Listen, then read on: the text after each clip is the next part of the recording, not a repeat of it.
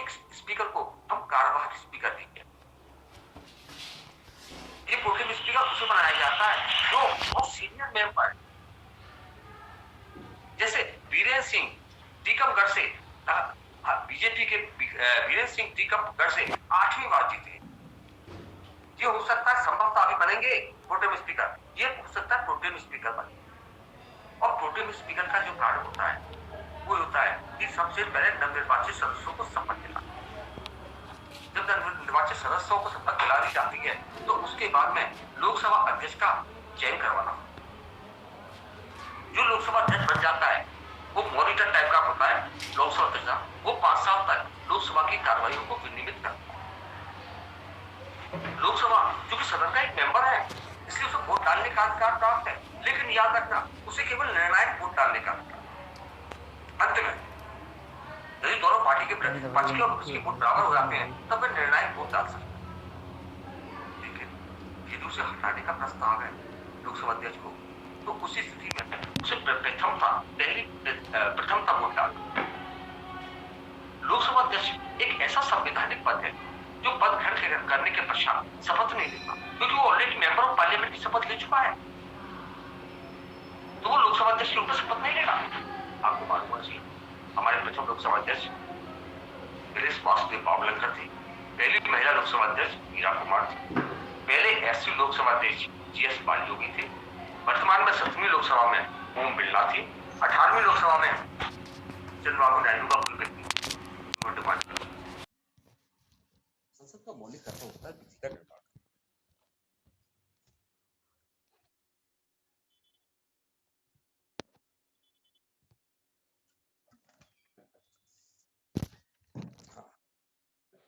संसद का मौलिक कर्तव्य होता है विधि का निर्माण।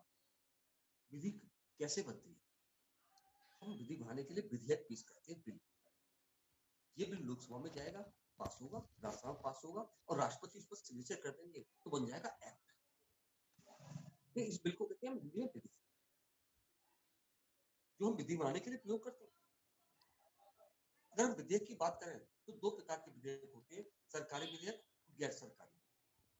सरकारी विधेयक वो होते हैं जो सरकार या सरकार के मंत्री द्वारा पेश किए जाते हैं। सब अगर राजनाथ सिंह पेश करते हैं तो वो क्या हो जाएगा, वो सरकारी विधेयक हो जाएगा, क्योंकि Rajnath Singh is defence minister of union government.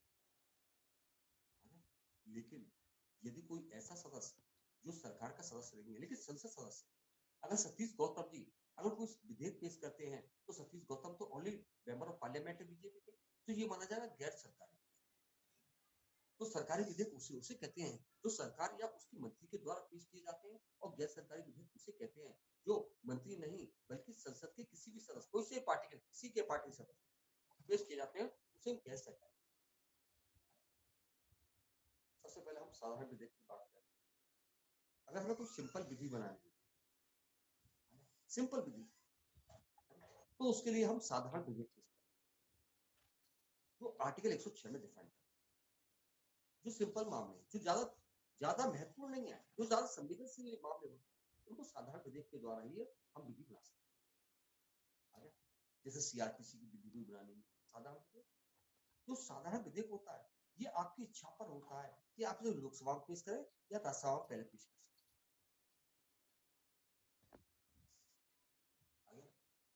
आप इसे लोकसभा में पेश करें या राज्यसभा में पहले पेश कर सकते हैं, ये आपकी इच्छा का विषय है। जब एक सदन में पेश कर दिया जाता है साधारण विधेयक, तब दूसरे सदन को 6 महीने का समय दिया, मैक्सिमम 6 मंथ। यदि वो 6 महीने में पारित कर दिया और उस पर राष्ट्रपति ने सिग्नेचर कर दिए तो विधि बन जाती है।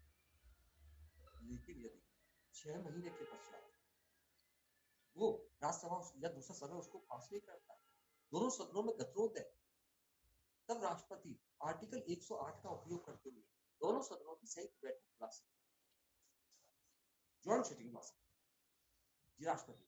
इसकी अध्यक्षता लोकसभा अध्यक्ष करेंगे। भारतीय इतिहास में अभी तक 3 ही ऐसे कानून हैं जो हमारे यहाँ जॉइंट सिटिंग से पारित। पहला कानून है दहेज निषेध अधिनियम, दूसरा कानून है बैंकिंग सुधार अधिनियम 1978 और तीसरा कानून है कोटा 2002। तो ये हो गया साधारण विधेयक। इसके बाद आता है मुद्रा विधेयक और 110 में मनी बिल के बारे में देखते हैं। मुद्रा विधेयक होता क्या है? मुद्रा विधेयक वह विधेयक होता है जिसमें केवल मुद्रा से संबंधित मामले, जैसे संचित निधि से राशि निकालना, संचित निधि से राशि जमा करना, जुर्माना इत्यादि। मैंने आपको 50 रुपए दिए, ये मुद्रा विधेयक है, इसमें मुद्रा ही मुद्रा है, कोई और नहीं है। लेकिन वित्त विधेयक जो 112 में दे रखा है, जिसको हम बजट कहते हैं, वित्त विधेयक कौन सा होता है? जिसमें मुद्रा के साथ सामाजिक मामले जुड़े होते हैं। मैंने आपको 50 रुपए दिए, ये मुद्रा विधेयक है, लेकिन ये मैंने 50 रुपए आपको गरीबों को खाने के लिए दिए, तो ये क्या होगा? वित्त विधेयक हो गया, क्योंकि मुद्रा के साथ जब सामाजिक मामले जुड़ जाते हैं तो बन जाता है वित्त, इसका उल्लेख 112। यदि हम अगर हम दोनों मुद्रा विधेयक और वित्त विधेयक में देखें तो दोनों में दो समानता है।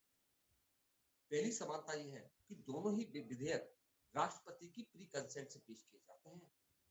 दूसरी समानता है कि दोनों ही विधेयक सबसे पहले लोकसभा में पेश किए जाते हैं। क्यों पेश किए जाते हैं? क्योंकि आपको मैंने बताया था आर्टिकल 75 क्लॉज 3 के अनुसार कि जो हमारी मंत्रिपरिषद है वो सामूहिक रूप से लोकसभा के प्रति उत्तर है। यदि हम अंतर की बात करें तो दोनों में दो अंतर है। पहला अंतर है कि मुद्रा विधेयक जब लोकसभा से पास हो जाता है तो राज्यसभा के लिए 14 दिन का समय दिया है, 14 डेज। अगर 14 दिन में राज्यसभा ने पास नहीं किया तो संबंधित विधेयक दोनों सदनों से पारित मान लिया, क्योंकि पैसे का मामला भी निकालना। लेकिन वित्त विधेयक पहले लोकसभा को तो पेश किया जाता है, बाकी सब काम साधारण विधेयक के समान है। ज्वाइंट सिटिंग भी है, 6 महीने का समय भी दे रहे हैं, ज्वाइंट सिटिंग भी कर रहे हैं, सब काम साधारण विधेयक के समान। बस ये अंतर ये है कि वो पहले लोकसभा में ही पेश किया।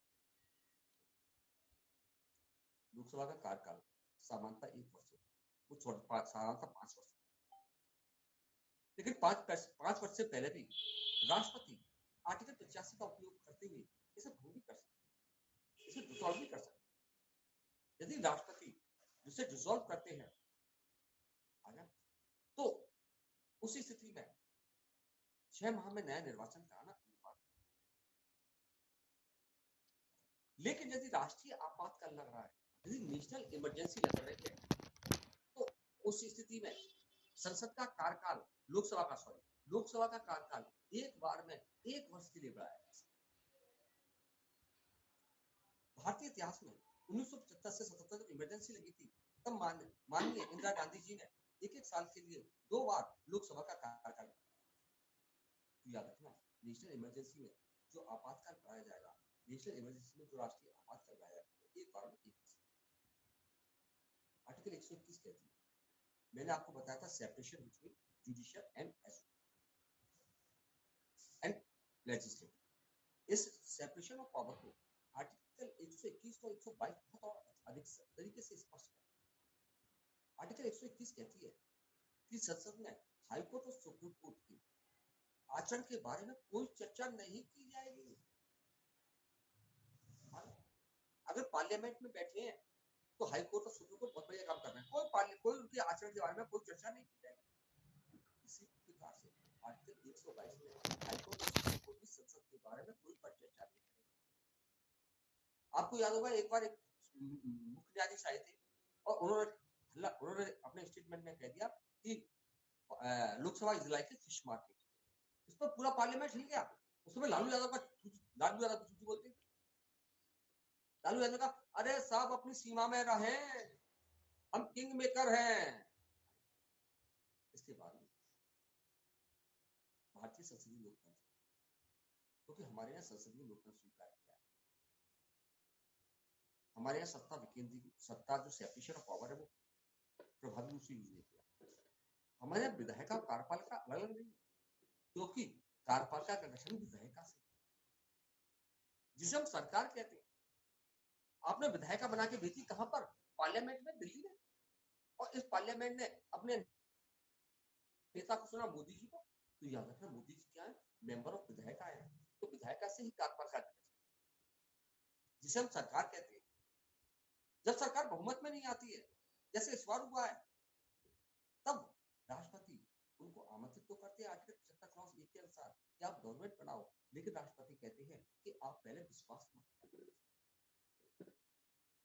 जो रूलिंग पार्टी है कि मुझे बहुमत है या नहीं, इसके लिए क्या दिया जाता है, विश्वास प्रस्ताव रखा जाता है। इसके साथ साथ जो पार्टी 272 सीटें लेगी वो अपनी रूलिंग पार्टी बनेगी, लेकिन ऐसी पार्टी जो बहुमत में नहीं है वो अपोजिशन में बैठेगी। अपोजिशन का लीडर होने के लिए आवश्यक है कि टोटल लोकसभा की सीटों का 10% अर्थात 1/10 सीटें आवश्यक। आपको याद होगा आपके हिंदू इतने खतरे में थे उस समय कि 16वीं और 17वीं लोकसभा में अपोजिशन पार्टी ही नहीं थी। 44 कांग्रेस को पहले, बाबर दूसरी बार, तभी तो मोदी जी बाबूजी बन के काम कर रहे थे। लेकिन अब हिंदू थोड़ा कम खतरे में है। परिणाम था इस बार 99 सीट दी गई है और जो 543 का 10% कितना हो गया, 55 सीटें हो गई। तो अब इस समय जो कांग्रेस के नेता है वो विपक्ष के नेता बन गए। इसलिए हमारे कांग्रेस के नेताओं ने क्या चाल करी और सोनिया गांधी को अपोजिशन लीडर बना।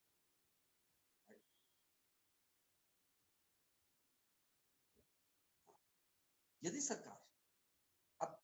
सरकार विश्वास मत खो देती है, अब सपोज करो टीडीपी ने समर्थन वापस ले लिया, क्योंकि टीडी अपने यहाँ बड़े अच्छे से काम कर रही है। हज यात्रियों के लिए 1 लाख रुपए की व्यवस्था, मुसलमानों के लिए आरक्षण की व्यवस्था बड़े अच्छे से कर रही है टीडीपी अल्पसंख्यकों के लिए। अगर टीडीपी ने बीजेपी समर्थन वापस ले लिया तो कांग्रेस क्या लाएगी, अब विश्वास प्रस्ताव लाएगी, नो कॉन्फिडेंस मोशन लाएगी। अब विश्वास प्रस्ताव जो होता है वो किसी भी कीमत पर उस पर कम से कम 50 सदस्यों के सिग्नेचर होने अनिवार्य। सोचो 2 बार से ऐसी स्थिति हो रही थी कि सिग्नेचर करने के लिए मेंबर नहीं थे। अब विश्वास प्रस्ताव क्योंकि कोई 50 सीट चाहिए, 50 कहां से आया। इसके बाद आपका पार्लियामेंट लोकसभा अध्यक्ष 26 तारीख को इनका इलेक्शन है। 24 तारीख को लोकसभा की मीटिंग बुलाई गई है जिसमें प्रोटेम स्पीकर बनाया जाएगा। यदि हम संसद की बात करें तो संसद में सत्र बहुत कम होता है। ग्रीष्मकालीन, शीतकालीन, वर्षाकालीन 3 सत्र होते हैं, ईमानदारी से देखा जाए। और संसद में पूरे देश का कार्य होता है। समस्या ये आती है कि संसद में कार्यों को कैसे करें। इसके लिए हम समति पद्धति का उपयोग करें। समति पद्धति का मतलब होता है कि 3 प्रकार की समितियां होती हैं इसमें, लोकलेखा समिति, प्राक्कलन समिति और सार्वजनिक उपक्रम समिति। ये तीनों समितियां स्थायी समिति। इसके अर्थ ये 3 समितियां स्थायी हैं। स्थायी इसलिए कहते हैं इसके इनका नाम और कार्य स्थिर रहता है, जबकि दूसरी ओर 30 अस्थायी समिति है जिनके नाम और काम बदलते रहते हैं। यदि हम स्थायी समिति की बात करें तो स्थायी समिति में सबसे पहले लोक लेखा समिति, पब्लिक अकाउंट का। जो लोक लेखा समिति होती है इसका मेन कार्य होता है कि सरकार के खर्चे की जांच करना, सरकार के खर्चे का पोस्टमार्टम। इसीलिए आवश्यक है कि लोक लेखा समिति में जो अध्यक्ष होते हैं वो अपोजिशन लीडर, जैसे 7वीं लोकसभा में अधीर रंजन चौधरी, इस बार तो इलेक्शन हारी गए बंगाल से।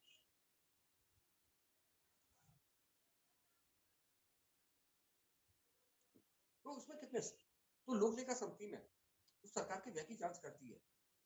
इसमें 22 मेंबर, 15 लोकसभा से 7 राज्यसभा। इसका कार्यकाल 2 वर्ष होता है और ये सरकारी जो व्यय होता है उसकी जांच करती है। ये सीएजी की रिपोर्ट को लेती है और सीएजी की रिपोर्ट का आधार पर अध्ययन करती है और अध्ययन करने के पश्चात अपनी जो रिपोर्ट होती है वो संसद के पटल रखती है और संसद में शेम होती है सरकार, और सरकार पर नैतिक दबाव बनता है कि आप जनता का पैसा इस तरह से मत खर्च करें। दूसरी होती है प्रार्थना सॉरी दूसरी होती है सार्वजनिक उपक्रम। सार्वजनिक उपक्रम का मतलब है कि आपको मालूम है कि दूसरी पंचवर्षीय योजना में हम लोगों ने भारी औद्योगिक हैवी इंडस्ट्री, हमारे वहां उद्योगों की संख्या बहुत बढ़ गई मोदी जी नेहरू जी के टाइम। जब उद्योगों की संख्या बहुत बढ़ गई तो उसका खर्चे का भी जांच करनी आवश्यक है, वो सरकारी थे सब, सार्वजनिक थे। तो इसके लिए तीसरी लोकसभा के अनुमोदन पर हमने एक नई कमेटी गठित की जिसका नाम है सार्वजनिक उपक्रम समिति, जो सरकारी फैक्ट्रियों के खर्चे की जांच करती है। क्योंकि इसका कार्य लोक लेखा समिति के समान होता है, इसलिए इसकी जो कार्य प्रणाली है, इसकी जो क्षमता है वो भी लोक लेखा समिति के समान है। अर्थात इसमें 15 सदस्य लोकसभा से और 7 राज्यसभा से। क्योंकि ये फैक्ट्री की जांच खर्चे की जांच करती है, सरकारी फैक्ट्री के खर्चे की जांच करती है, इसलिए इसका कार्यकाल कितना है? 5 वर्ष, क्योंकि लंबा समय लगता है ना। इसके बाद तीसरी है प्राक्कलन समिति। आपने देखा होगा जब बजट बनता है तो सब लोग अपने अपने आंकलन भेजते हैं सरकार कि हमें 5,000 करोड़ रुपए चाहिए, हमको 2,000 करोड़ रुपए चाहिए। सब बात चढ़ा के बोलते हैं, उनको एस्टिमेट करना आवश्यक होता है। जैसे आपके पापा या मम्मी पैसे कितने पैसे चाहिए बेटा, तो आप बड़ा चढ़ा के बोलते हो, मम्मी भी उसी हिसाब से कटौती करके वो देती है। तो यही हमारे यहाँ मंत्रालय में होता है। मंत्रालय अपने आकलन सरकार के पास भेजता है बजट के लिए, सरकार उसको एस्टिमेट करती है, फिर उसको बजट में रख लिया जाता है। तो याद रखना, ये प्राकलन करने के लिए कमेटी में आती है, सब कहते हैं एस्टिमेट कमेटी प्राकलन, क्योंकि बजट एक सरकारी दस्तावेज जिसमें सभी मेंबर, क्योंकि बजट सरकारी दस्तावेज और सरकार लोकसभा की प्रति उत्तर है, इसलिए प्राकलन समिति में जितने भी मेंबर होते हैं 30 मेंबर, वो सभी लोकसभा से लिए। इसमें राज्यसभा का मतलब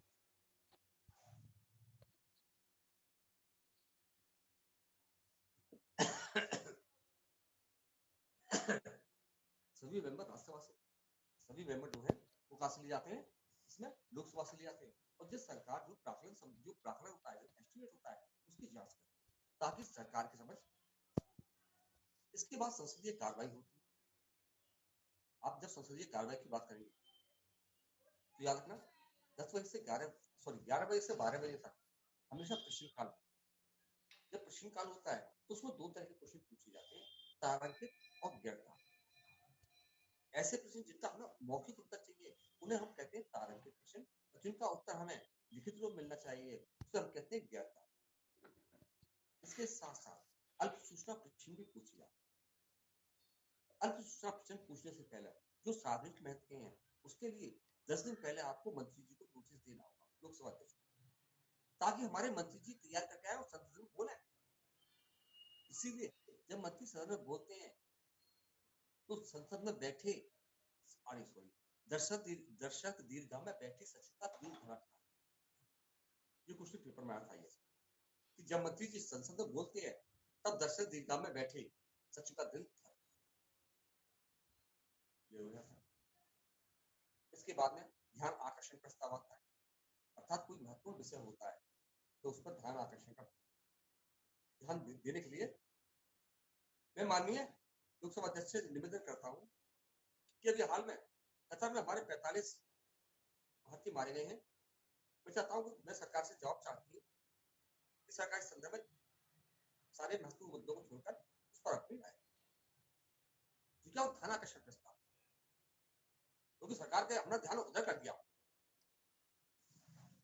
इसके बाद आधे घंटे की चर्चा हुई।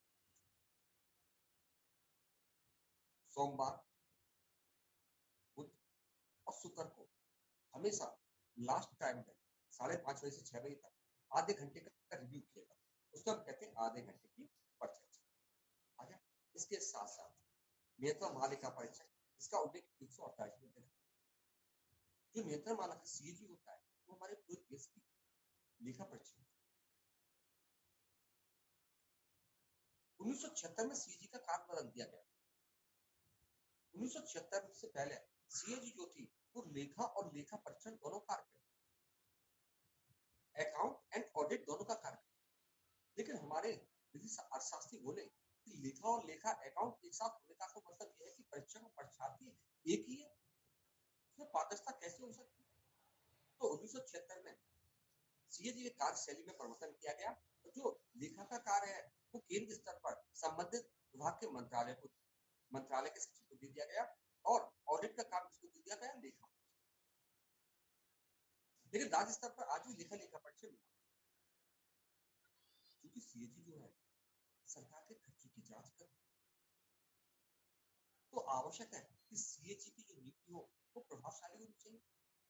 वो राष्ट्रपति के द्वारा मंत्रिमंडल के परामर्श पर होती है, लेकिन चूंकि सीएजी बनने के पश्चात चौथा स्तंभ के रूप में कार्य करती है, सरकार के खर्चे की जांच करती है, इसलिए उसको हटाने की प्रक्रिया बड़ी कठिन रखी गई है, अर्थात उससे जैसे न्यायाधीश को हटाया जाता है उसी तरह से हटाया। आपको याद होगा 17वीं लोकसभा में अभी तक के सबसे ज्यादा महिलाएं निर्वाचित हुई 78, इस बार 73 रह गई। 18वीं विधानसभा में 78 है, 73 रह गई।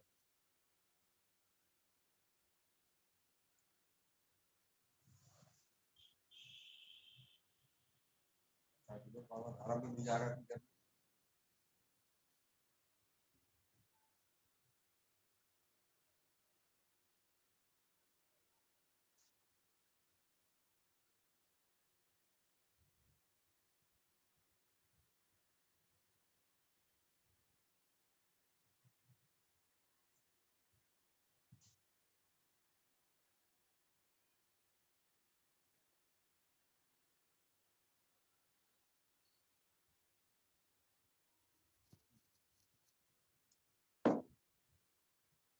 जिस प्रकार अब आते हैं राज्य विधानमंडल केंद्रित हो गई। यदि हम राज्य विधानमंडल की बात करें तो राज्य विधानमंडल में जैसे संसद का गठन लोकसभा, राज्यसभा और राष्ट्रपति से होता था, उसी प्रकार राज्य विधानमंडल का गठन विधानसभा, विधान परिषद और राज्यसभा। विधान परिषद हर राज्य में, अभी एमपी में इलेक्शन हुए वहां विधान परिषद नहीं है, अर्थात विधान परिषद उसी राज्य में हो सकती है जिस राज्य में विधानसभा की 1/3 सीटें 40 से अधिक। ऐसी बात भाई पंजाब में नहीं बन सकती, तो पंजाब में 170 विधानसभा की सीट है, वरना 22 करोगे 40 से कम बैठेंगे। 90 सीट उत्तराखंड में 1/3 करोगे 20 बैठेंगे। यदि किसी राज्य विधान परिषद का गठन करता है और उस राज्य की विधानसभा की सीटों का 1/3 40 से अधिक है, तब आर्टिकल 168 का उपयोग करते हुए वहां की विधानसभा 2/3 बहुमत से प्रस्ताव पास करेगी कि हमारे राज्य में विधान परिषद का गठन। ये प्रस्ताव दिल्ली जाएगा और दिल्ली में लोकसभा और राज्यसभा सादा बहुमत से इस प्रस्ताव को पास कर देंगे और उसी राज्य में विधान परिषद गठित हो जाएगी। अभी हाल में हमारे यहाँ यूपी, बिहार, महाराष्ट्र, कर्नाटक, आंध्र प्रदेश, राजस्थान, जम्मू कश्मीर में थी, इतने राज्यों में विधान परिषद। तो याद रखना विधान परिषद अभी आंध्र प्रदेश की मिली हुई है, तेलंगाना और वो 6 साल पूरे हो जाएंगे तो ये भी अलग अलग। इसके बाद यदि हम विधानसभा विधान परिषद की बात करें तो वो चीज है विधानसभा में मिनिमम सीटें 60 और मैक्सिमम सीटें 500 होनी आवश्यक। बोले सर 60 सीटें होनी आवश्यक है, मेरे भी बोले इसका बात मैंने हाँ मिनिमम विधानसभा में 60 सीट होनी आवश्यक है, लेकिन गोवा और सिक्किम इसके अपवाद है। मिजोरम में 40, गोवा में 40 और सिक्किम में 32 सीटें हैं, वो इसके अपवाद है। लेकिन नियम यही है कि मैक्सिमम 500 और मिनिमम 60 सीटें होनी चाहिए। विधानसभा के 10 मताधिकार द्वारा वोट डाले जाते, हम लोगों के द्वारा वोट डाले जाते। आयु 25 साल, समय इसका टाइम पीरियड जो है वो प्रथम बैठक से 5 वर्ष, इसे हम निम्न सदन में। लेकिन दूसरे विधान परिषद आते हैं तो विधान परिषद वोट कौन डालता है? विधान परिषद की सीटों को हम कई भागों में डिवाइड करें। 1/3 सीट राज्य के विधायकों के द्वारा चुनी जाती है, जिसे हम एमएलए एमएलसी। 1/3 सीट स्थानीय नगर पालिका से चुनी जाती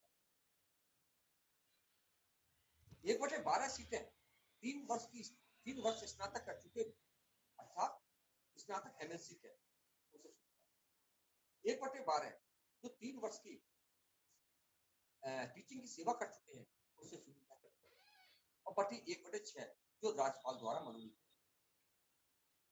राज्यसभा को हम सदन मानते हैं, इसमें सदस्यों का कार्यकाल 30 वर्ष इसके सदस्य, लेकिन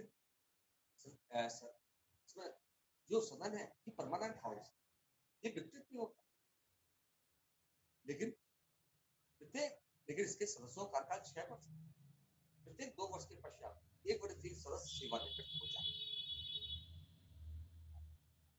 इसके अतिरिक्त आर्टिकल 333 में ये प्रावधान था कि एक एंग्लो इंडियन मनोनीत किया जाता, लेकिन 104 में संवैधानिक संशोधन द्वारा अब एंग्लो इंडियन का प्रावधान बंद कर दिया है। अब कोई एंग्लो इंडियन नहीं माना। जिस प्रकार संसद का मौलिक कर्तव्य विधि का निर्माण, उसी प्रकार राज्य का कर्तव्य होता है कि राज्य के लिए विधि का निर्माण, जिसके लिए संसद में विधेयक पेश किया जाता था। मैंने आपको बताया बिल पेश करते थे लोकसभा या राज्यसभा। यदि कोई सिंपल बिल था तो मैंने आपको बताया कि लोकसभा में जाता था, फिर राज्यसभा में 6 महीने का समय मिलता था। लेकिन यहाँ स्थिति अलग है। यहाँ पर विधान परिषद का कोई काम नहीं है। यहाँ बिल पहले सबसे पहले विधानसभा में जाएगा। विधान परिषद को 3 महीने का समय दिया जाएगा। 3 महीने में अगर पास करते तो सही है, वरना उसके बाद 1 महीने का समय और दिया जाएगा। इस प्रकार 4 महीने दे दिए गए। अगर 4 महीने में विधान परिषद पास कर देती है तो सोहर, और नहीं पास करती तो बाहर। विधान परिषद की स्थिति वैसी हमारी जैसी प्राचीन काल गणित का फोटो हमको दिखाते थे। 3 महीने का समय देते थे, देख लो भैया, देख 1 महीने और दे देते थे, फिर ये 4 महीने। उसके बाद में 4 महीने जैसे होते थे, फिर हमारी हाँ या ना का मतलब नहीं है, तो ये मानी जाती थी हाँ। इसलिए कहते हैं कि विधान परिषद का कोई मतलब नहीं। जब विधान परिषद का कोई मतलब नहीं है, इसीलिए राज्य में संयुक्त बैठक का प्रावधान नहीं है। इसीलिए विधान परिषद को एक कीमती लिबास कहते हैं। क्वेश्चन आया था आईएएस में कि जो राज्यों की विधान परिषद है वो एक कीमती लिबास है, इसीलिए ज्यादातर सरकारें इसको गठन में रुचि नहीं लेती। तो इस प्रकार विधान परिषद किसी राज्य के विधेयक को अधिकतम 4 महीने तक या 3 महीने पहले और उसको, लेकिन जो मुद्दा विधेयक होगा उसके लिए विधान परिषद 14 दिन का हिसाब। जब भी हम बात करते हैं राज्य का कार्यपालिका का जो प्रमुख होता है वो राज्यपाल। आर्टिकल 153 के अनुसार राज्य में एक राज्यपाल गवर्नर। 154 के अनुसार राज्यपाल की कार्यपालिका शक्ति का उल्लेख, राज्यपाल उन कार्यपालिका शक्तियों का उपयोग करेगा जो संविधान के उपबंधों के अधीन उसे राज्य सरकार द्वारा 155 के अनुसार 155 के अनुसार राज्यपाल की नियुक्ति केंद्रीय मंत्रिमंडल के परामर्श पर राष्ट्रपति के द्वारा। 156 के अनुसार राज्यपाल का कार्यकाल कितना होगा? राज्यपाल का कार्यकाल 5 वर्ष होगा या राष्ट्रपति के प्रसाद पहले भी समाप्त किया जा सकता है। इसके साथ साथ राज्यपाल का सबसे बड़ा मुद्दा है कि मुख्यमंत्री की नियुक्ति या अन्य मंत्रियों की नियुक्ति। आर्टिकल 164 में राज्यपाल किसी ऐसे व्यक्ति को मुख्यमंत्री के रूप में अपॉइंट कर सकता है, किसी ऐसे व्यक्ति को मुख्यमंत्री के रूप में अपॉइंट जिसे सदन में बहुमत प्राप्त। ये राज्यपाल का विवेक का अधिकार है। आपको मालूम होगा आपकी पहली महिला न्यायाधीश सुप्रीम कोर्ट की फातिमा बीवी तमिलनाडु में राज्यपाल थी।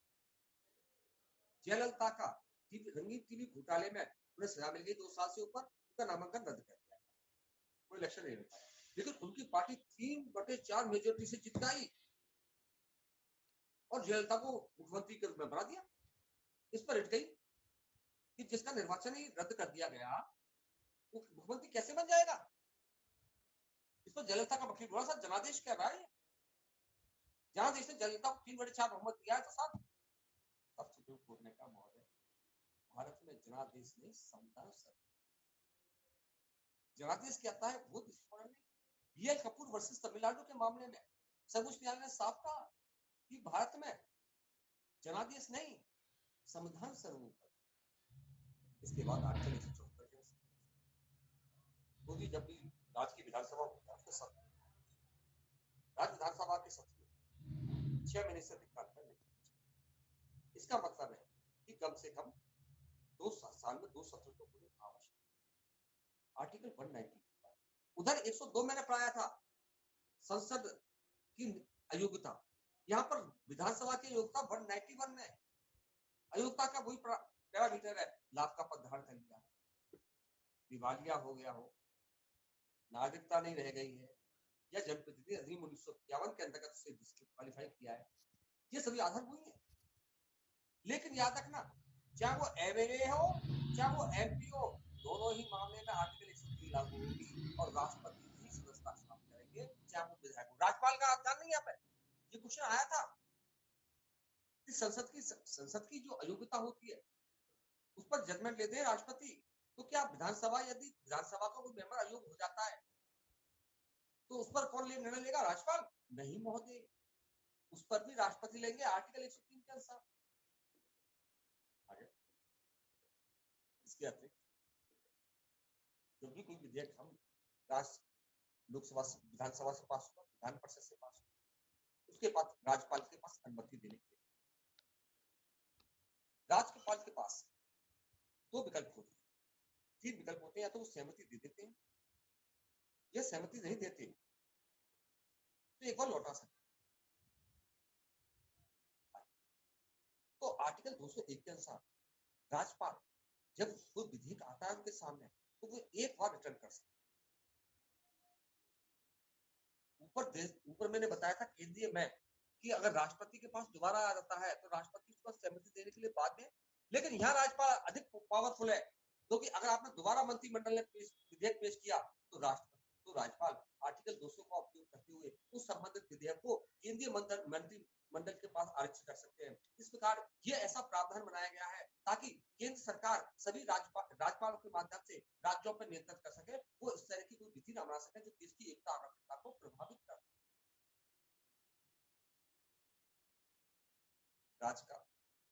इसीलिए राज्यपाल को राज्य का संवैधानिक प्रमुख के साथ साथ केंद्र का अभिकर्ता भी कहा। इस दोहरी भूमिका में कहीं ना कहीं राज्यपाल का पद विवादित हो गया। एक संवैधानिक पद जो है वो विवादित हो गया, क्योंकि राज्यपाल को जो विवेकीय शक्ति दी गई है, जैसे संवैधानिक तंत्र पर विफलता संबंधी रिपोर्ट पेश करना, आर्टिकल 371 से लेकर जो एबीसीडी है उसको विशेष कार्य करने की, इसके साथ साथ कोई विधेयक केंद्रीय मंत्रिमंडल के लिए आरक्षित करना, ये सभी विवेकाधीन पावर है। तो ये विवेकाधीन पावर पर जो निर्णय लिया था वो केंद्रीय मंत्रिमंडल के द्वारा लिया है। तो उसी स्थिति में जब केंद्रीय मंत्रिमंडल के द्वारा लिया जाता है तो इस विवेकी शक्ति का दुरुपयोग संभव है। इसलिए राज्यपाल का पद विवाद, इस पर काफी विवाद हुआ, केंद्र और राज्य के मध्य संबंध हुआ। इसके लिए हमारे राजनीतिकों ने सरकारिया आयोग और पंछी आयोग बनाया गया, जिसमें केंद्र और राज्य के मध्य सहकारिता को बढ़ावा देने के लिए कॉम्पिटिशन फेडरेशन को बढ़ाने के लिए आवश्यक परामर्श। ये परामर्श पहले दी थी कि साहब राज्यपाल के रूप में किसी पॉलिटिकल व्यक्ति की नियुक्ति न, अर्थात रिटायर्ड आर्मी के आदमी, रिटायर्ड आईपीएस वगैरह या आईएएस ऑफिसर, क्योंकि अगर किसी राज्य में किसी पॉलिटिकल को नियुक्ति करते हैं और मुख्यमंत्री किसी और पार्टी का होता है तो कहीं ना कहीं वैचारिक मतभेद आता है जिसका प्रभाव सीधे उस राज्य पर पड़ता है। इसके अतिरिक्त राज्यपाल की नियुक्ति 5 वर्ष के लिए की जाती है, ये स्थायी की जाए। यदि राज्यपाल को 5 वर्ष से पहले हटाते हैं राष्ट्रपति तो उसके लिए संसद में स्पष्टीकरण। और लास्ट, ऐसा मुंबई वर्सेस भारत के मामले में सर्वोच्च न्यायालय ने साफ कहा कि राज्यपाल जो भी रिपोर्ट केंद्र सरकार को प्रेषित करते हैं वो न्यायिक जांच का विषय है, उसका हम न्यायिक पुनर्लोकन कर सकते हैं। इस प्रकार से इन सिफारिशों के माध्यम से सरकार पर एक दबाव डाला गया, लेकिन इसका कोई प्रभाव नहीं पड़ा। तो जब बीजेपी गवर्नमेंट आई तो बीजेपी ने पॉलिटिकल लोगों की नियुक्ति करी। तो पहले जब अपोजिशन में थी तब बीजेपी कहती थी ये रिपोर्ट बहुत सही है, लेकिन बाद में बीजेपी ने इसका दुरुपयोग किया। आपने देखा था माननीय कल्याण सिंह को राजस्थान का मुख्यमंत्री बना दिया था, वो राज्यपाल बना दिया था। ममता जी के साथ जो बनाया गया हुआ है, ममता जी दूसरी पार्टी से और बीजेपी के पॉलिटिकल लोग बना दिए, तो कहीं ना कहीं इसका दुरुपयोग सुनिश्चित। दोनों विधायक का मैंने कंप्लीट कहा था। अब हम न्यायपालिका की तरफ से जुडिशियल, देखो भारत में संघात्मक व्यवस्था है। और सारी जब फेडरल सिस्टम होता है तो प्रत्येक संस्था अपनी सीमा में कार्य करे, इसके लिए एक स्वतंत्र निकाय की आवश्यकता जो हमारे यहाँ सर्वोच्च है। तो ये देखिए केंद्र अपने सीमा में कार्य कर रहा है, राज्य अपनी सीमा में कार्य कर रहा है। अगर सीमा का उल्लंघन होता है तो इस निपटारे पर केंद्र और राज्य एक दूसरे पर चेत न करें, इसके लिए न्यायपालिका की व्यवस्था है। आर्टिकल 124 क्लॉज 1 के अंतर्गत भारत में एक सर्वोच्च न्यायालय होगा जिसमें प्रारंभ में न्यायाधीशों की संख्या 7+1 थी, लेकिन संशोधन के पश्चात आज 33+1 हो गई। न्यायाधीशों की संख्या में वृद्धि करने के लिए संविधान संशोधन की आवश्यकता नहीं है, केवल संसदीय संशोधन आवश्यक है। No amendment in constitution. तो आज न्यायाधीशों की संख्या 33+1। जब भी हम हाई कोर्ट की बात करते हैं तो आपको पता होगा सबसे बड़ी बेंच कौन थी? केशव भारती, जिसमें 13 न्यायाधीश थे। दूसरी थी TM पाई वाली, जिसमें 11 न्यायाधीश थे। लेकिन यदि कोई भी संवैधानिक मामले पर है सुप्रीम कोर्ट को निर्णय देना है तो कम से कम 5 न्यायाधीशों। आपने देखा था सायरा बानो वाले में ही 5 थे। आपने वो भी देखा था सुनीता सोरेन वाले मामले में, सुनीता सोरेन वर्सेस भारत सिंह के मामले में भी 5 थे। तो कम से कम यदि संवैधानिक मामले पर आप सुनवाई कर रहे हैं सुप्रीम कोर्ट या सुप्रीम कोर्ट राष्ट्रपति को परामर्श दे रहे हैं तो कम से कम कितने सदस्य होने चाहिए? 5 सदस्य। 124 को 2 स्पष्ट कर इस सर्वोच्च न्यायालय और उच्च न्यायालय में जो न्यायाधीशों की नियुक्ति की जाएगी वो राष्ट्रपति द्वारा मुख्य न्यायाधीश के परामर्श पर और कोई स्पष्ट नहीं है। यदि आप गैर राष्ट्रीय लैंग्वेज पढ़ा तो समझ में नहीं आ रहा, नियुक्ति होती जाती। लेकिन जब केशवान भारती का केस आया, क्योंकि हमारे संविधान में कहीं नहीं लिखा था कि वरिष्ठता के आधार पर ही मुख्य न्यायाधीश की नियुक्ति, लेकिन 1972 में केशवान भारती का केस आया उसके बाद सरकार ने एक कदम उठाया और वरिष्ठता का नियम को त्यागते हुए एक जूनियर को मुख्य न्यायाधीश बना दिया गया, जिससे काफी विवाद उत्पन्न हो गया और जो सीनियर जज थे उन्होंने त्यागपत्र दे दिया और सुप्रीम कोर्ट की न्यायाधीशों की नियुक्ति बाधित हो गई, क्योंकि संविधान में कहीं भी परामर्श शब्द स्पष्ट नहीं था। क्योंकि परामर्श तो बात परामर्श ही होता है यार, कोई बाध्यकारी तो होता नहीं है। मैं तुम्हें एडवाइस दे रहा हूँ तो मेरा तो एडवाइस दिया। इस संदर्भ में SP गुप्ता वर्सेस भारत का केस आया, जिसमें सर्वोच्च न्यायालय ने निर्धारित किया कि यहाँ पर परामर्श का तात्पर्य पूर्ण और प्रभावी, अर्थात मुख्य न्यायाधीश को सभी तथ्य राष्ट्रपति के सामने रखे जाएंगे और ये राष्ट्रपति के विकल्प है कि वे तत्वों को स्वीकार करे या न करे। इस प्रकार कह सकते हैं कि राष्ट्रपति मुख्य न्यायाधीश के परामर्श को मानने के लिए बाध्य नहीं है, अर्थात न्यायाधीशों की नियुक्ति का अंतिम अवसर सरकार। इस प्रकार SP गुप्ता वर्सेस भारत के मामले में कहीं ना कहीं अपने सर्वोच्च न्यायालय ने अपनी निष्पक्षता सरकार के हाथ में गिरवी रखी, तो अंतिम निर्णय सरकार को दे दिया। लेकिन इसके पश्चात एक ऐतिहासिक मामला आया, supreme court on record association versus Bharat संघ, जिसमें सर्वोच्च न्यायालय ने साफ कहा कि यह परामर्श का मतलब प्रभावी परामर्श है, राष्ट्रपति इसको परामर्श को मानने के लिए बाध्य है। अगर वो परामर्श को नहीं मानते हैं तब उसका स्पष्टीकरण दें। इसका मतलब है सरकार पर नियुक्ति का विचार था।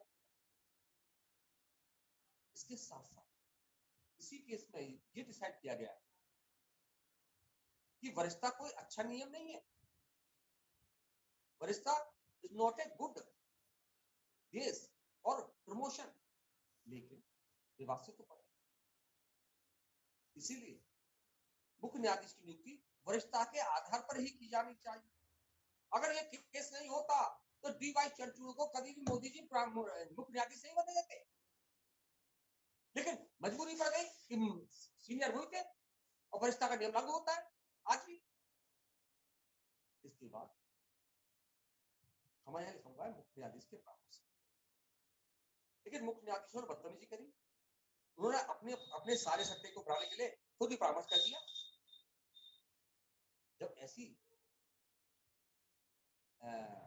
चीज देखने को मिली तब 1993 में 9 सदस्यीय पीठ ने इंडी प्रेसिडेंशियल पोल के मामले में सरकार को राय दी। सरकार ने पूछा, राष्ट्रपति ने पूछा सर्वोच्च न्यायालय से कि परामर्श का मतलब है क्या? क्या मुख्य न्यायाधीश का व्यक्तिगत मामला ही परामर्श हो गया? तब सुप्रीम कोर्ट ने 9 सदस्यीय पीठ ने कहा नहीं, परामर्श का मतलब है सुप्रीम कोर्ट का परामर्श नहीं, बल्कि जबकि सुप्रीम कोर्ट के मुख्य न्यायाधीश 4 वरिष्ठतम न्यायाधीशों से मिलकर ये परामर्श देंगे, जिसे हम कोलोजियम कहते हैं। तो याद रखना, यहाँ पर मुख्य न्यायाधीश का व्यक्तिगत परामर्श इंपॉर्टेंट नहीं है। यहाँ पर 4 जज हैं जो मिलकर परामर्श देंगे और उस आधार पर जो है वो परामर्श होगा, उसी आधार पर राष्ट्रपति मुख्य न्यायाधीशों की कोलोजियम कोई बढ़िया व्यवस्था नहीं थी। आपको याद होगा टी वाई चंद्रचूड़ की तीसरी पीढ़ी आ गई, मोनोपोली चलती है। अब सुप्रीम कोर्ट हाई कोर्ट में देखो एक तीसरी पीढ़ी चैम्बर संभाल,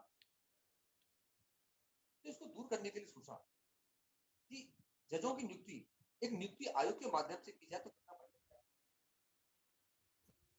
इसी को देखते हुए 99 में संवैधानिक संशोधन किया गया और 124 ए और बी जोड़ी गई, जिसमें यह प्रावधान कर दिया गया कि अब जजों की नियुक्ति आयोग के माध्यम से की जाए।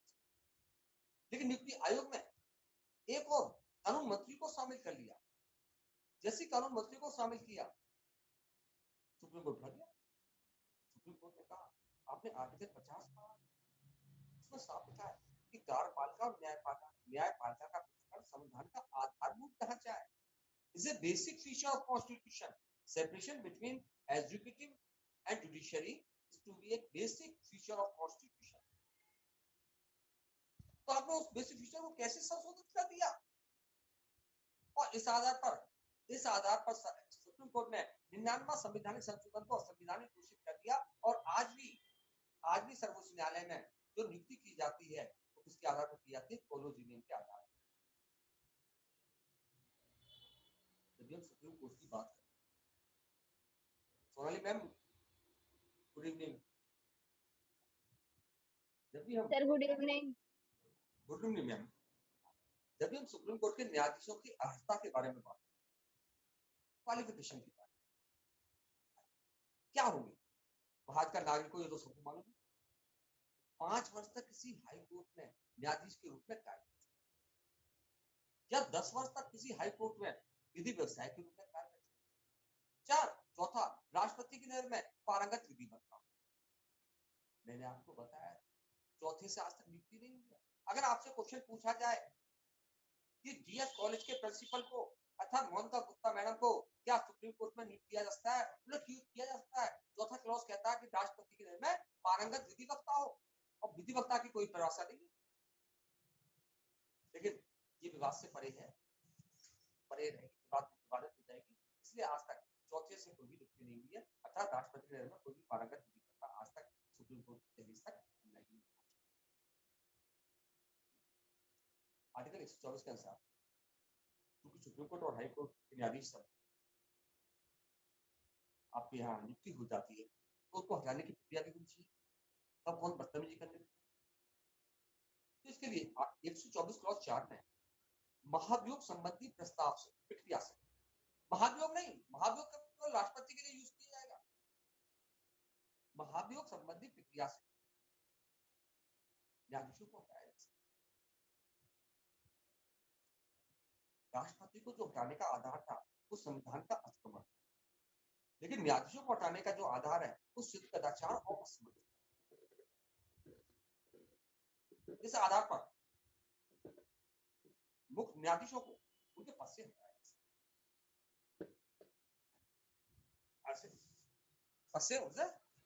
जा सकता है। इसके लिए महाभियोग संबंधी प्रस्ताव लाया जाएगा।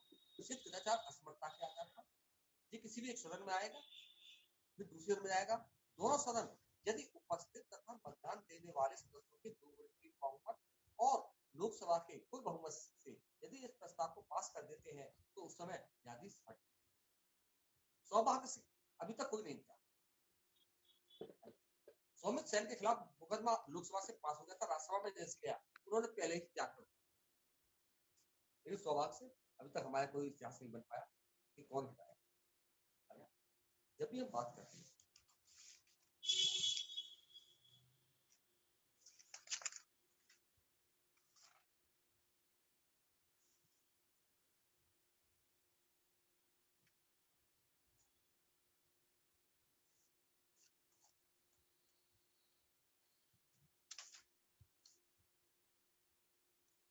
आपको तो बताइए कि भारत के पहले मुख्य न्यायाधीश हीरालाल जे कानिया, वर्तमान में मुख्य न्यायाधीश कौन है? डीवाई चंद्रचूड़।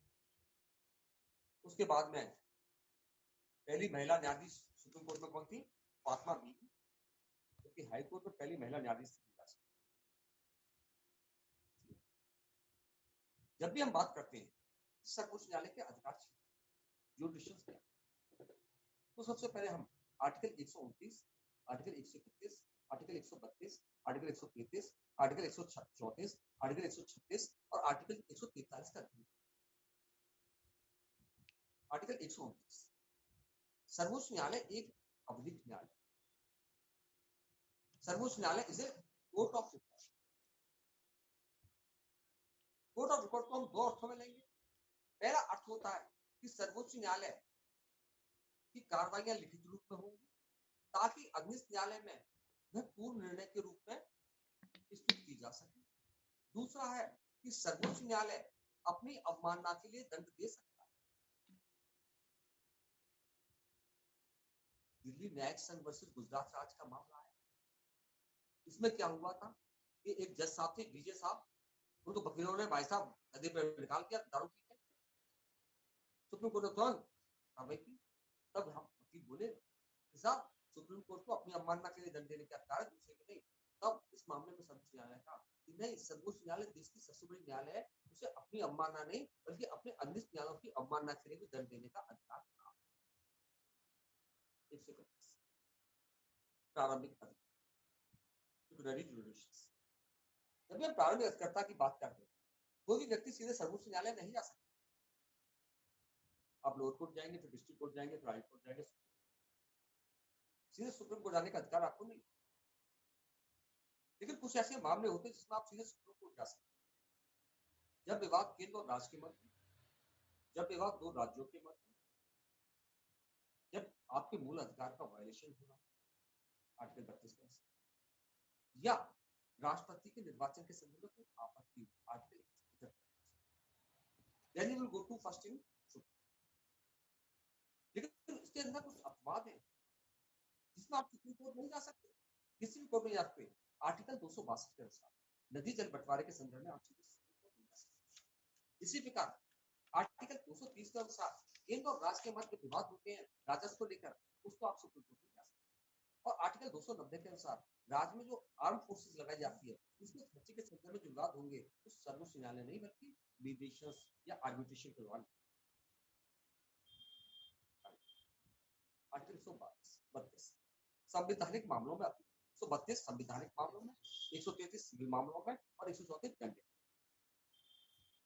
जब भी हम 132 की बात करते हैं संवैधानिक मामलों, जब भारत राज्य क्षेत्र के भीतर पूरे राज्य किसी भी उच्च न्यायालय में, चाहे वह सिविल मामले हो, चाहे क्रिमिनल मामले हो, चाहे डिग्री दी हो, चाहे आदेश दिया गया हो या दंड दिया गया, किसी भी हाई कोर्ट द्वारा किसी भी सिविल मामले में, दंडित मामले में यदि कोई निर्णय दिया है और इस निर्णय के खिलाफ सर्वोच्च न्यायालय में अपील की जा सकती है, जब हाई कोर्ट ये प्रमाणित करता है कि इस मामले में संविधान के निर्वचन से संबंधित कोई विषय अंतर्ग्रस्त है, तब then you will go to supreme court.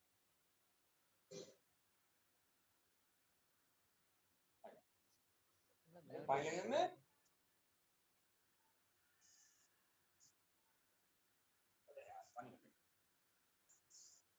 अगर ये तो 132 संविधान के निर्वचन से संबंधित कुछ, हम आर्टिकल 133 की बात करें। आर्टिकल 133 क्या है? सिविल मामलों में भारत राज्य क्षेत्र के भीतर किसी भी उच्च न्यायालय में किसी भी सिविल मामले में यदि कोई डिग्री या आदेश पारित किया गया है तो उसके संदर्भ में हाई कोर्ट, सुप्रीम कोर्ट में अपील तभी की जाएगी जब हाई कोर्ट 134 ए के अंतर्गत ये प्रमाणित करे। क्या प्रमाणित करे? पहला प्रश्न, साहब इस सिविल मामले में सार्वजनिक हित का कोई विषय अंतर्गत। दूसरा पॉइंट कि इस मामले पर निर्णय देने का इस पर सर्वोच्च न्यायालय का विषय आना आवश्यक, तब आप सुप्रीम कोर्ट जा सकते। 134 दंडित मामलों में अपील का प्रावधान है। कोई भी दंडित मामलों में जो अपील होगी वो दो कैसे होगी, प्रमाण पत्र से और बिना प्रमाण पत्र से। प्रमाण पत्र तो हाई कोर्ट देगा और बिना प्रमाण पत्र की कब अपील होगी? जब लोअर कोर्ट और हाई कोर्ट के मध्य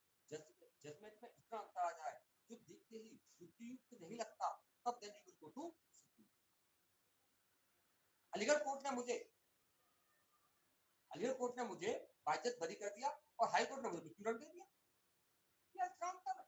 अलीगढ़ कोर्ट ने मुझे बाइज्जत बरी कर दिया और हाई कोर्ट ने मुझे आजीवन कारावास दे दिया। तब आप बिना प्रमाण पत्र के, तब आप विदाउट एनी एफिडेविट, बिना किसी प्रमाण पत्र के, बिना किसी सर्टिफिकेट के, then you will go to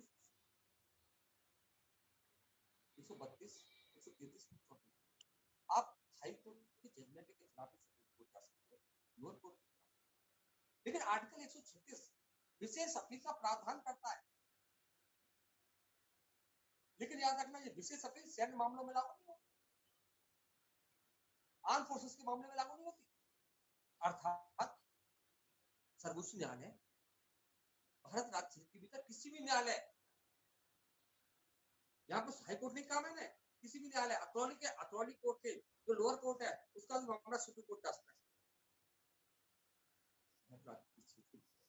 सर्वोच्च न्यायालय किसी भी न्यायालय द्वारा या किसी भी न्यायाधिकरण द्वारा दिए गए किसी भी निर्णय के खिलाफ विशेष अपील की इजाजत दे सकते हैं। इसमें आप सीधा अतरौली से सीधे सुप्रीम कोर्ट पहुंच गए, सीधे सुप्रीम कोर्ट पहुंच गए।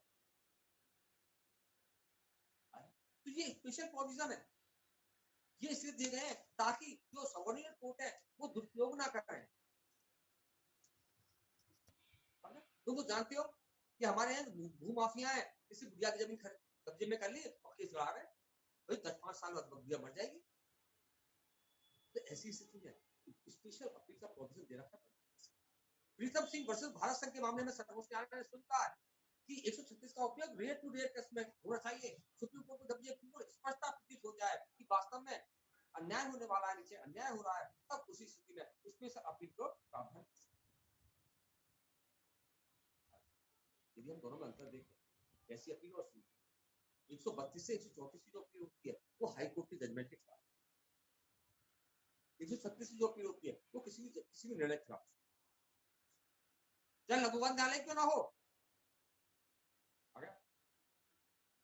इसके साथ साथ 132 जो होती है वो फाइनल डिग्री पे लागू, फाइनल जजमेंट। लेकिन 136 अंतर्वर्ती मध्यकालीन आदेश पर लागू। इसके बाद में सर्वोच्च न्यायालय को एक और अधिकर्ता दे रखी है परामर्शकारी। आर्टिकल 133 सर्वोच्च न्यायालय जब राष्ट्रपति को ये समाधान हो जाए उसके समझ कोई विधि या तथ्य कोई प्रश्न उत्पन्न हुआ है या उत्पन्न होने की संभावना है जिस पर सर्वोच्च न्यायालय की राय लेना समाजीन है, तब राष्ट्रपति उसको परामर्श हेतु सर्वोच्च न्यायालय को प्रेषित करना। क्या सर्वोच्च न्यायालय परामर्श देगा? सबसे पहले एजुकेशनल बिल का मामला, इसमें हमने राय मांगी कि क्या हमने राष्ट्रपति ने अगर आपसे परामर्श मांगा तो आप दे सकते हो, बात दो। तब सर्वोच्च न्यायालय बोला आप कॉन्स्टिट्यूशन की भाषा पढ़ो, उसमें लिखा हुआ है परामर्श दे सकेगा। इसका मतलब हम बात नहीं। इसके साथ साथ सुप्रीम कोर्ट ने यह भी कहा कि सर्वोच्च न्यायालय का परामर्श आदरणीय योग्य है लेकिन अग्निश न्यायालय पर बाध्यकारी नहीं। उसका मतलब परामर्श तो बेकार हो गया। ना तो सर्वोच्च न्यायालय, ना तो राष्ट्रपति को देने के लिए सर्वोच्च न्यायालय बात है, ना सर्वोच्च न्यायालय के जजमेंट जो है अग्निश न्यायालय को बात करेंगे। लेकिन इसके बाद इंग्लिश स्पेशल कोर्ट प्रेफरेंस के मामले में जब हमने सर्वोच्च न्यायालय से दोबारा राय मांगी, यहाँ पर सर्वोच्च न्यायालय की राय में परिवर्तन आ गया। सर्वोच्च न्यायालय की राय में परिवर्तन आ गया।